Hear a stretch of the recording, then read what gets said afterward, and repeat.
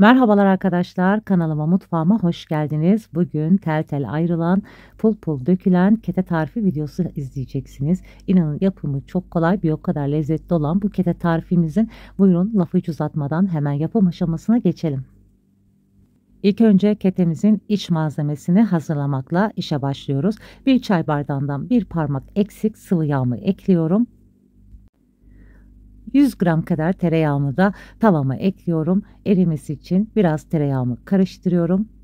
Tereyağım eridikten sonra unumuzu üzerine ekliyoruz. Toplamda 4 su bardağı un ekliyorum. Unumu kullandığım su bardağı ölçüsü 200 milimlik klasik su bardağı.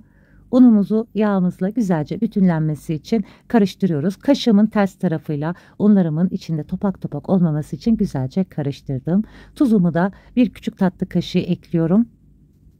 Tuz çok fazla eklememeye özen gösterin. Onun içinde çok fazla tuzun erime şansı olmadığı için ketenizin içi tuzlu olmaması için tuzunuzu mutlaka az eklemeye özen gösterin. Çok fazla kavurmadan bu renk alana kadar kavurdum. Orta ateşte, ara ara kısık ateşte başından ayrılmadan unumu kavuruyorum. Ketemizin içinin lezzetli olması için mutlaka o unun kokusunun çıkması lazım arkadaşlar. Artık un kokusu da çıktıktan sonra ocağımın altını kapatıyorum ve tavamı kenara alıyorum. Ben de bu arada ketemin hamuru için yoğurma kaseme 1 su bardağı ılık su, 2 su bardağı ılık sütümü de ekliyorum. Yine tekrar kullanmış olduğum su bardağı ölçüsü 200 milimlik klasik su bardağı, 2 yemek kaşığı dolusu toz şeker, 1 paket kuru maya ekledim. Mayamın aktif olması için biraz karıştırıyorum. 1 su bardağı sıvı yağ ekliyorum. 3 yemek kaşığı yoğurt ekliyorum. Yoğurdun sulu tarafından ekledim. Sizler de bu şekilde ekleyebilirsiniz. Hamurumda yumurta aklarını kullanmadım. Sizler dilerseniz kullanabilirsiniz. 2 küçük tatlı kaşığı tuz ekliyorum. Tuz kendi damak tadınıza göre ayarlayabilirsiniz. Unumu da yavaş yavaş ekliyorum. Toplamda 9,5 su bardağına yakın un kullandım. Ben biraz fazla kete yapacağım. Sizler tabii ki daha az yapacaksınız. Malzemeleri azaltarak yapabilirsiniz. Unumu yavaş yavaş ekleyerek ele yapışan yumuşak bir hamur elde edene kadar yoğurdum. Bakın görüyorsunuz, bu yumuşaklıkta olması yeterli. Ele yapışan hamurumuzun daha güzel toparlanması için hamura eklemiş olduğumuz yağın dibinde biriken yağları da hamuruma ekledim ve güzelce toparlanması için yoğurdum. Tekrardan gördüğünüz gibi arkadaşlar, hamurum bu yumuşaklıkta olması yeterli. Hamurumun üzerine kapatıyorum ve yaklaşık 45 dakika oda ısısında mayalanmaya bırakıyorum. Sonrasında da bekletme aşamalarımız olduğu için bu hamuru 45 dakika mayalandırmak yeterli. Poğaça hamuru gibi 1 saat dinlendirmedim. Gördüğünüz gibi 45 dakikada mayalanan hamurumun ilk maya kokusu çıkması için yoğurma kasesinde yoğurduktan sonra çok az unlayarak tezgahımın üzerine alıyorum.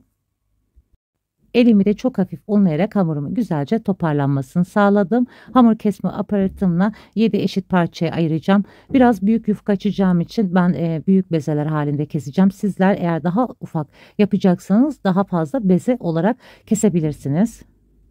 Bezelerimi avucumun içinde bu şekilde yuvarlıyorum. Daha güzel açılması için mutlaka güzelce elimizle yuvarlayalım. Bezelerimi çok az unlamış olduğum tepsime yerleştiriyorum. Bu şekilde üzerini kapatarak yaklaşık 5-10 dakika dinlenmeye alacağım. Daha kolay ve rahatlıkla açılması için. 10 dakika kadar dinlendirmiş olduğum bezelerimi unlayarak tezgahıma alıyorum. İlk başta bolca unluyorum. Mayalı hamur olduğu için de kolayca açılıyor. İlk başta ufak oklavamla sonrasında büyük oklavaya geçiş yapacağım. Çok kolay açılan bir hamur arkadaşlar. Oklavaya dokunmanız yeterli. Hemen kolaylıkla büyüyor. İlk başta bolca unladığımız için bu şekilde kolaylıkla açabiliyorum. Sonrasında da tekrardan yapışma olursa çok az unlayarak rahatça açabilirsiniz. Ben ilk önce bütün yufkalarımı açacağım. Aralarını unlayarak kenarda beklemeye alacağım. Sizler de bu şekilde yapabilirsiniz. Gördüğünüz gibi yufkamı güzelce büyüttüm. Bu incelikte olması yeterli. Şimdi kenara alacağım. Aralarını unlayarak kenarda hepsini açarak hazırlayacağım. Açmış olduğum yufkamı oklavamı alarak kenarda temiz bezin üzerinde beklemeye alıyorum. Geri kalan bütün bezelerimi de aynı şekilde açacağım. 7 tane yufkamı aynı şekilde açtım. Kenarda aralarını unlayarak beklettim. Bu işlemleri sizlere çok fazla sıkmamak adına göstermedim. 200 gram eritilmiş tereyağımın üzerine bir büyük çay bardağı sıvı yağımı da ekliyorum. Yağlı karışımımızın güzelce karışmasını sağladıktan sonra bolca yufkamızın üzerine bu şekilde döküyorum. Dilerseniz kaşık yardımıyla veya benim gibi fırça yardımıyla da yapabilirsiniz. Ketelerinizin pul pul ve kat kat olması için mutlaka yağlama işlemine çok önem vermeliyiz arkadaşlar. Bu şekilde her yerine güzel işlemesi için kenarlarını da içe doğru katlayarak güzelce yağlanmasını sağlıyorum. Biraz da kenarlarından çekerek yufkanızın daha büyük hale gelmesini de sağlayabilirsiniz. Gördüğünüz gibi arkadaşlar çok kolaylıkla açılan bir hamur. Bu hamurla bu şekilde börekler de yapabilirsiniz. Kenar kısmını içe doğru bu şekilde katlıyorum. Öbür kenarını da üstüne gelecek şekilde katladıktan sonra elimle biraz düzeltiyorum ve sonrasında tekrardan bu katını da yağ gezdiriyorum. Ben de hamurumu yağlarken sizlere küçük bir hatırlatma yapmak istiyorum. Kanalıma hala abone değilseniz abone olmayı, daha güzel tariflerden haberdar olmak için zil sesini açmayı unutmayın. Bu sayede başka güzel yeni tariflerimden anında haberdar olabilirsiniz. Hamurumu yağladıktan sonra elimle bu şekilde bastırarak birazcık hamurumu genişletiyorum ve üzerine hazırlamış olduğum ve soğutmuş olduğum iç harcımı da ekliyorum. Biz birazcık bol içli sevdiğimiz için iç harcını da bolca ekliyorum. Sizler dilerseniz daha az ekleyebilirsiniz. İç harcımı güzelce yerleştirip etrafını dağıttıktan sonra bu şekilde rulo yaparak uç kısmından başlayarak sarıyorum hamurumu. Kenarlarını da düzelttikten sonra kenarda tepsimin üzerine alıyorum hamurumu. İlk kete hamurumu hazırladıktan sonra ikinci yufkamı da aynı işlemi yaparak devam edeceğim. Tabii ki bu tarifi içsiz olarak da hazırlayabilirsiniz. Çok lezzetli oluyor o şekilde de. Yine aynı şekilde her yerini yağladıktan sonra yufkamı bu şekilde kenarlarında içini katlayarak daha güzel her yerinin yağlanmasını sağlıyorum. Biraz da kenarlarından çekerek hamurumun büyümesini sağladıktan sonra kenar kısmını içe doğru katlıyorum ve yine katlamış olduğum bu kısmı da yağlıyorum. Yağladıktan sonra tekrardan elimle birazcık bu şekilde büyütüyorum hamurumu ve tekrardan iç malzemelerini ekliyoruz. Kete içimi ekledikten sonra uç kısmından kıvırarak hamurumu rulo yapıyorum. Geri kalan bütün yufkalarımı da aynı işlemi yaptım. Bu arada kete iç malzemem tam yeterli geldi. Hazırlamış olduğum hamurlarımın üzerine buzdolabı poşeti örtüyorum. Yaklaşık 15-20 dakika kenarda yağ donana kadar bekleme alacağım. Şimdi hava soğuk olduğu için çok fazla uzun süre beklememize gerek yok. Tabii ki yazın sıcak havada buzdolabında bekleterek yağ donana kadar dinlenmeye alabilirsiniz. 20 dakika dinlendirmiş olduğum hamurumu tepsimden alıyorum. Ortadan ikiye keseceğim. Ben biraz büyük kete yapacağım için ortadan ikiye kesmem yeterli olacak. Eğer sizler daha ufak yapacaksanız 3 parçaya da kesebilirsiniz. Uç kısımlarını bu şekilde içe doğru katlıyorum. Bir yufkayla 2 tane kete yapmış olacağız. Tekrardan gösteriyorum arkadaşlar. Ortadan ikiye kesiyoruz. Bakın uç kısımlarını hemen bu şekilde kıvırmam yeterli oluyor. Çok kolaylıkla kapanıyor. Bu şekilde de kolayca pratik bir şekilde ketelerinizi yapabilirsiniz. Dediğim gibi ufak poğaça gibi keteler yapacaksanız 3'e de bölebilirsiniz. Yeterince büyük açtığımız için yufkalarımızı 3 parça olarak da yapabilirsiniz. Hamurumuz da yumuşak ve güzel kıvamlı olduğu için kenar kısımlarını dokunmak yeterli oluyor kapanması için. Kenarlarını güzelce kapatmış olduğum kete hamurlarımı üzerine merdane ile çok hafif bastırarak birazcık büyüteceğim.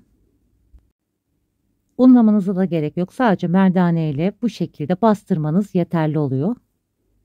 Çok fazla inceltmeden pasta tabağı büyüklüğünde açmam yeterli oldu.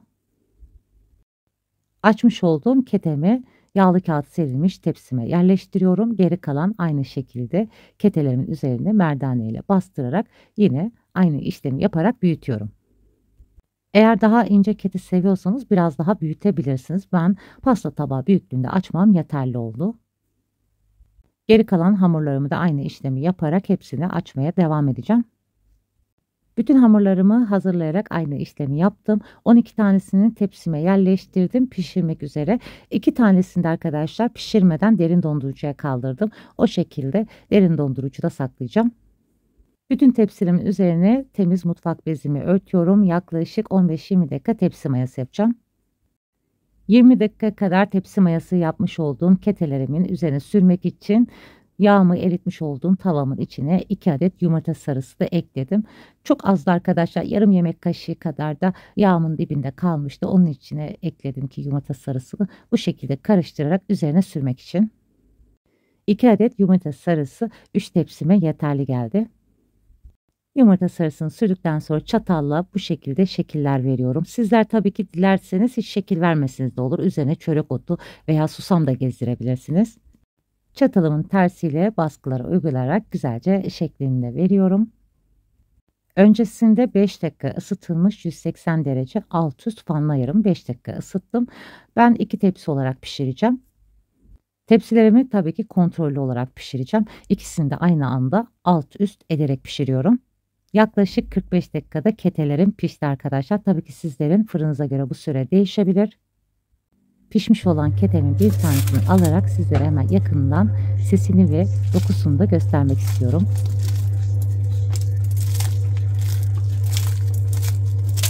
Sesinden de duyduğunuz gibi çıtır çıtır pul pul dökülen çok güzel kete tarifi oldu. Bu tarifle börek de yapabilirsiniz, çörek de yapabilirsiniz, içsiz olarak kete de yapabilirsiniz. İnanın denenmeye değer çok güzel kete tarifi oldu. İç dokusunda görüyorsunuz arkadaşlar, kat kat tel tel ayrılan kete tarifi oldu. Siz de benim gibi bol bol yaparak bu tarifle derin dondurucularınızı ketelerinize doldurabilirsiniz. Soğuduktan sonra da ertesi günde gerçekten çok daha lezzetli oluyor. Şimdiden bu güzel tarifi deneyip yapacak olanlara afiyet olsun. Başka güzel tariflerde görüşmek üzere. Hoşça kalın, sağlıcakla kalın.